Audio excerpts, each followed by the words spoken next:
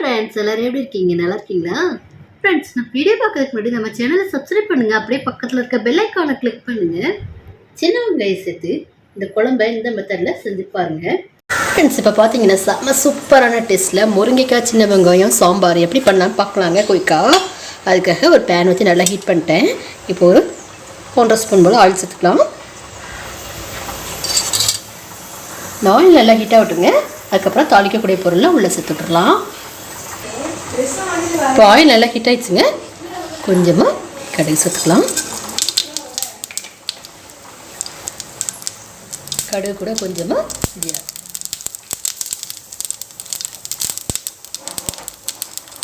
அது கூட பெருங்காயத்தை சின்ன சின்னதாக தட்டி வச்சுருக்குறாங்க. இப்போ அதையும் சேர்த்துக்கலாம்.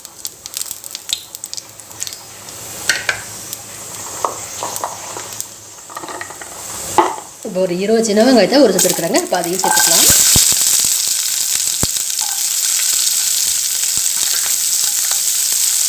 கொஞ்சமாக ஃப்ரெஷ்ஷான கருவேப்பிலை இதெல்லாம் ஒன்று சேர நல்லா வதக்கி கொடுத்துக்கலாங்க.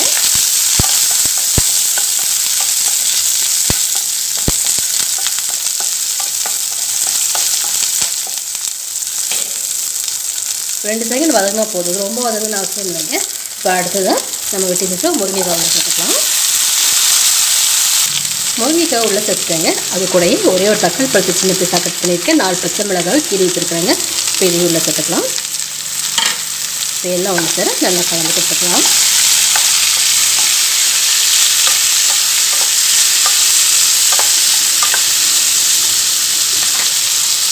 முருங்கைக்காய் உள்ள சேர்த்து நல்லா கலந்து கொடுத்ததுக்கப்புறம் ஒரு 4 வெள்ளைப்பூடும் கொஞ்சமாக இஞ்சியும் தட்டி வச்சுருக்குறாங்க.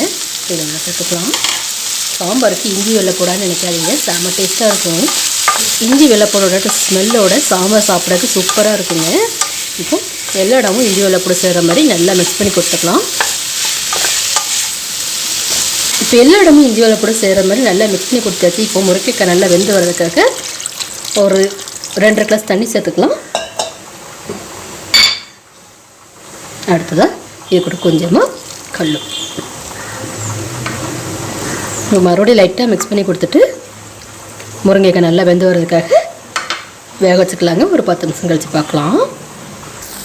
ஃப்ரெண்ட்ஸ், இப்போ பார்த்தீங்கன்னா நம்ம சேர்த்துருந்த தண்ணியில் முருங்கைக்காய் சூப்பராக வெந்து வந்துட்டுருக்குங்க. இந்த டைமில் நம்ம மசாலா தூள் சேர்த்து விட்றலாம். ஒரு மஞ்சள் பொடி, நல்லா ஒரு 1.5 டீஸ்பூன் மிளகாத்தூள், உப்பு இறங்கி முருங்கைக்காய் வேகும் போதே சேர்த்துருக்குறாங்க. இப்போ எல்லா இடமும் படுற மாதிரி சூப்பராக கலந்து கொடுத்துக்கலாம். முருங்கைக்காய் வெந்துருச்சு, இன்னும் கொஞ்சம் வேகட்டும். அதுக்காக க்ளோஸ் பண்ணி வச்சுக்கலாம். ஒரு 2 செகண்ட் கழித்து பார்க்கலாம். ஃப்ரெண்ட்ஸ், இப்போ பார்த்தீங்கன்னா ஒரு 2 செகண்ட் ஆகிடுச்சு. முருங்கைக்காய் சூப்பராக வந்துருச்சுங்க. இப்போ குழம்புக்கு சாம்பார் தேவையான புளி கரைசலை சேர்த்துடலாம். இப்போ தேவையான புளி கரைசலை உள்ளே சேர்த்துட்டாங்க. இப்போ நல்லா கோச்சி வரட்டும். அதுக்கப்புறம் நம்ம வேக வச்சு எடுத்த துவரம் பருப்பு உள்ளே சேர்த்துக்கலாம். கொஞ்சம் நேரம் க்ளோஸ் பண்ணி வச்சுக்கலாங்க. ஃப்ரெண்ட்ஸ், இப்போ பார்த்தீங்கன்னா புளி கரைசல் உள்ளே சேர்த்து நல்லா கொதி வந்துருச்சு. இந்த டைமில் நம்ம வேக வச்சு எடுத்த துவரம் பருப்பு உள்ளே சேர்த்துடலாம். துவரம் பருப்பு உள்ளே சேர்த்ததுக்கப்புறம் இப்போ சாம்பாருக்கு தேவையான கல்லுப்பு சேர்த்துடலாம். இப்போ எல்லாம் ஒன்று சார் நல்லா மிக்ஸ் பண்ணிக்கலாங்க.